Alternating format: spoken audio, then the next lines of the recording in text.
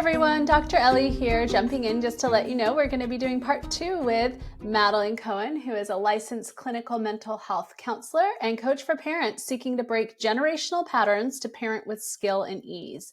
So in the next episode, in part 2, we're going to be talking about understanding the difference between big T and little t trauma, parent patterns and their impact, the fight, flight, and often overlooked fawn response, which is people-pleasing in parenting, EMDR, which if you're not familiar is a path to healing to heal generational trauma and other traumas, practical tips for overwhelmed parents, and finding support if you need it. So we'll figure out who could benefit from coaching, who needs Madeline's help, and where to find her. Okay.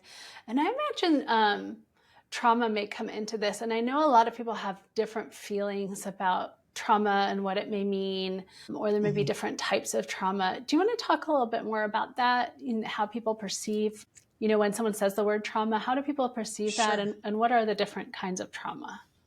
So sometimes I worry that when people hear the word trauma, they think of like only catastrophic events that change their lives forever. And so a lot of people count themselves out or minimize their own experiences. But the reason why it's important that we identify these different types of trauma is in order to repair and heal our nervous system. But the nervous system isn't only affected by catastrophic events, but also by every little thing in our environment. So in fact, we pick up on so much more than we're even conscious of. And our whole body is like trying to process that and integrate that. But it does this to protect us and keep us safe. So then as we age, it's likely that we grow out of situations that might have been taxing on our system. But if we don't intentionally address those and like communicate to the body, we're not in that situation anymore, then our system continues to respond as if we're in the same situation.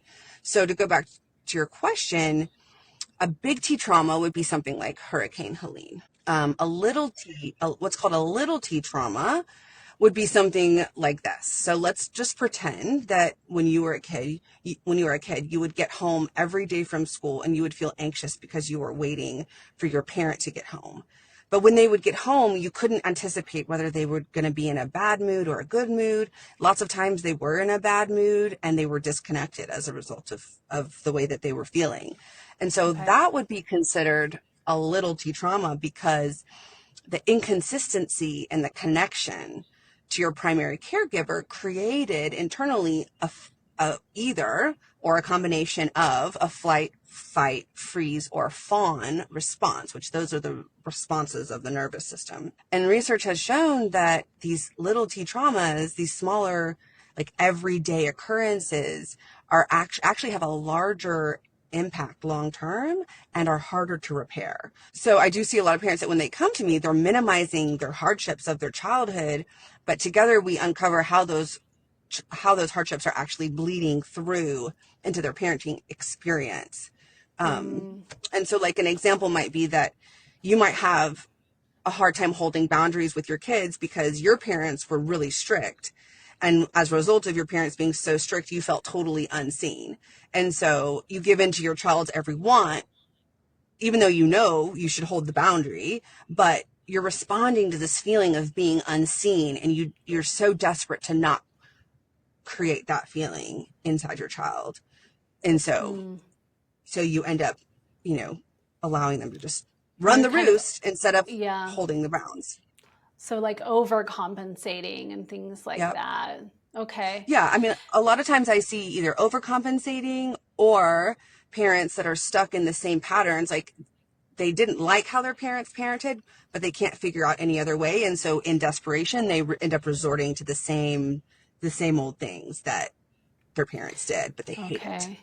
Yeah, because you're like, I don't really know what else to do. Like no one grows up being taught how to be a parent. There's no, here's the parent book. Well, there's plenty of books, but there's not like a specific way, and every child is different. And then you're kind of in the thick of things, and then you're not sure, what to do. And then understandably, you might revert to something you're familiar with or completely rebel from it. And it's interesting to talk about fight, flight, freeze, and then fawn. And I know a little bit about fawning, but I was hoping you could tell me more. So what does it mean to be fawning exactly? It's kind of an unusual word. It is. It is. So fawning is basically an overcompensation and I mean, I think a way that a lot of people could identify it would be people pleasing. So Mm-hmm. fawning would be like going along with the abuser or the situation, even though, and it's only to create a perceived sense of safety. So it's your boundaries are being violated, you know it's not right, but you're going along with it because the alternative is not safe. And I imagine that could be either in reality, where you're just in an unsafe Mm-hmm. situation, this is what you need to do to survive, or now it's being shifted to a situation where your nervous system doesn't feel safe to hold Yep, a boundary, but in fact exactly. maybe it would be okay, but your body's not responding like it is that Well, fair? yes, Okay. totally. And that's why, Okay. especially I see it a lot in women, but that women come into my office, moms or whatever, and they're just, their main mode of functioning is people pleasing. And it's Mm-hmm. because that's how they felt safe, and that's how they secured connection when they were younger. And it's, remember, it's all about preserving connection, because the connection between parent and child is on a primal level, on an unconscious level, the most important thing to survival for the child. So that's Mm-hmm. why the child is willing to give up everything Mm-hmm. of themselves to make sure that that connection is safe. And Because so then without that just it, translates. yeah, because Well, without they it, could there's die. no, yeah, you can't, if there was no formula, you wouldn't be able to breastfeed, or you would not be able Exactly. to find shelter because you can't walk yet. And all of these things that are so, the word you use, primal, is you literally can't live without the connection. Yeah. And I think it's interesting because sometimes in our society, we talk about connection like as if we should be fine without it. Like, don't be bothered if you don't have connection, but we're built to want and need connection because we're social Mm-hmm. animals. That that's how we survived in our journey from before times to now. For lack of a better word, I've been watching a Yeah. lot of Silo, so that's where that word comes from. I wanted to talk to you about EMDR because I know you do some EMDR, and for those that don't know, if you don't mind just kind of defining what EMDR is, how it even works, what it's Yeah. even for, and how do you help people overcome challenges using that technique? Yeah. So EMDR is a very science-backed intervention that's in the therapy world now. And it stands for eye movement desensitization and reprocessing. Even Okay, so though that's a lot. Let's say that it's a again. eye Eye movement movement, desensitization, desensitization and and reprocessing. okay. All right, you're gonna definitely have to break this down for us. Yeah, absolutely. So originally, when it was, originally created, they were using eye movement to activate what's called bilateral stimulation. And now there's a lot of other ways to access bilateral stimulation. And so what bilateral stimulation does is it simultaneously activates both hemispheres of the brain, which jumpstarts the communication between them. And when the left and the right hemispheres are activated and they're communicating with each other, it allows the nervous system to relax. And so it Okay. jumpstarts that parasympathetic response. Um, So our calm response, our response to like rest and yes, you digest. are Okay. safe, you can rest. So this sense of safety then allows the brain to process experiences that were previously very difficult or triggering to process. And so then over time, the parent is less activated by triggers and they're able to be more present and mindful with their kids.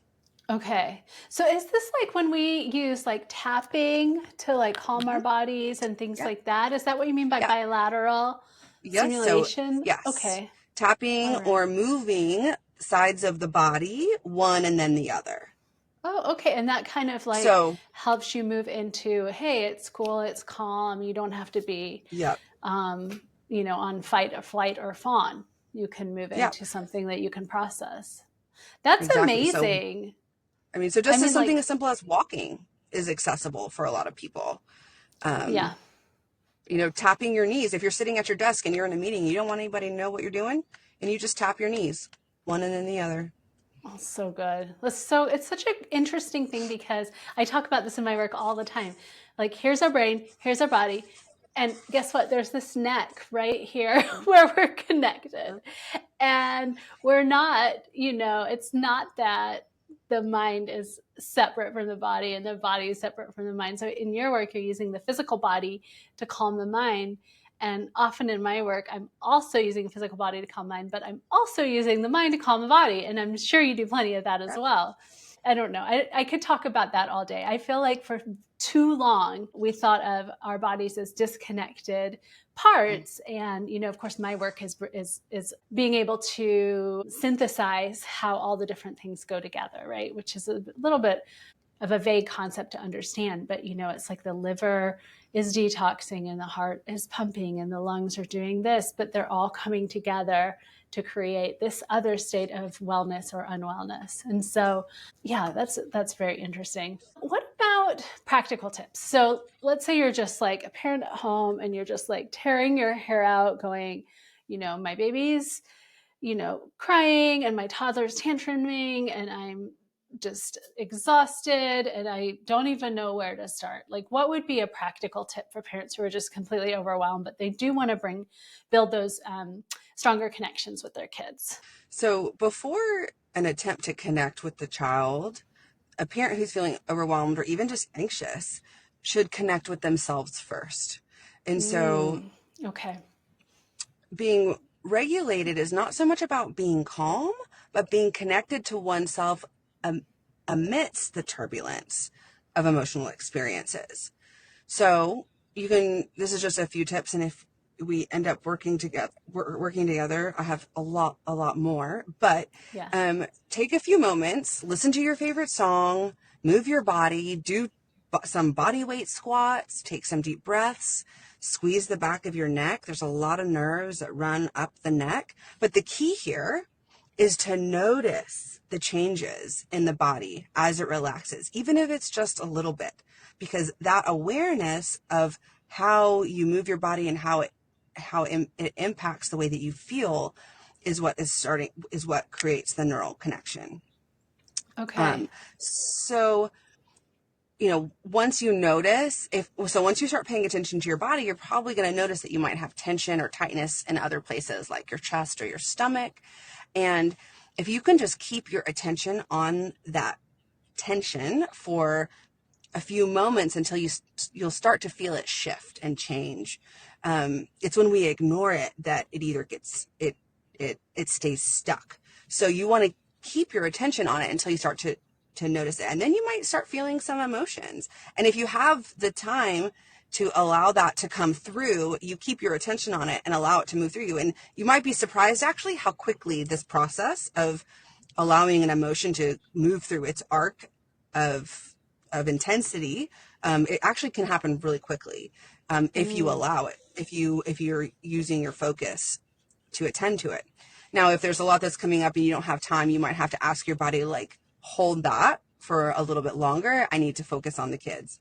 So once you're to a place where you're ready to engage with the kids, you want to join in the child's play or their activity. And ideally it's not, watching TV or, watching them play a game on their device or whatever, but they're actually like, engaging in some type of play. And you want to meet them where they are. So now we're going to talk a little bit about the attitude of being with them while they're playing. Let them lead you. Let them teach you. Avoid correcting at all costs. Be curious with them, even if it seems trivial. When you approach them with this attitude, you convey to them that you see them, you hear them, you understand, and you care. And that's what we all want, right?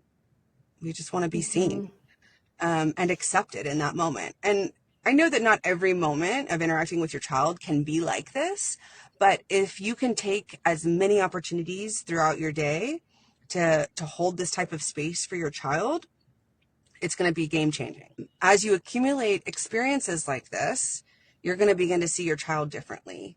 You're going to have more compassion and understanding for them, and then you're going to be able to anticipate their needs more effectively.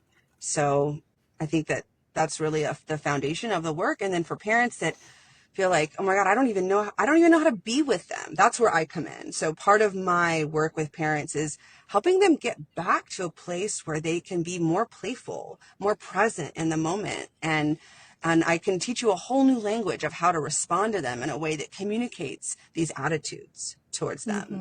I love that. It's like starting with ourselves while also respecting the child. It almost reminds me, I know you work with all kinds of age ranges, but it has a little bit of that tone around like the RIE parenting that if you're not familiar, for parents out there, it's resources for infant educators.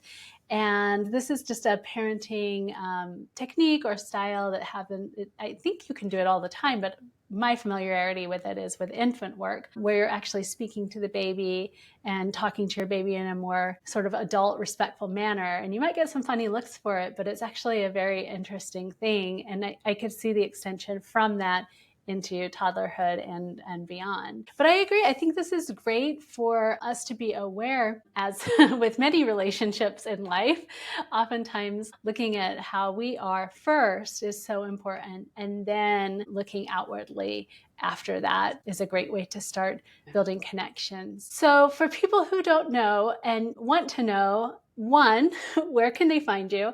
And two, who is like the perfect person? Who is like, this is the parent that I want to see. This is the caregiver that I can help with. Tell me all about that. Sure. So by the time parents get to me, they're burnt out, like I said earlier, but usually they're pretty motivated. And so the parent that is going to get the most out of our sessions is ready to take responsibility for how they're contributing to the situation. And they're willing to and ready to heal and to grow and to look at their past and do the work. And it's not going to be comfortable, but it's going to be really rewarding. And I'm pretty fun. So you are fun. Even though the sessions can be heavy and they can be taxing, like we're still going to laugh a lot and enjoy our time together. And so I'll give you some relief there, but mostly that, you're ready to do the work, you're ready to commit to yourself and believe in yourself that you can do this. And, if you're lacking in that belief a little bit, I got you there. I can help with that too. Yeah.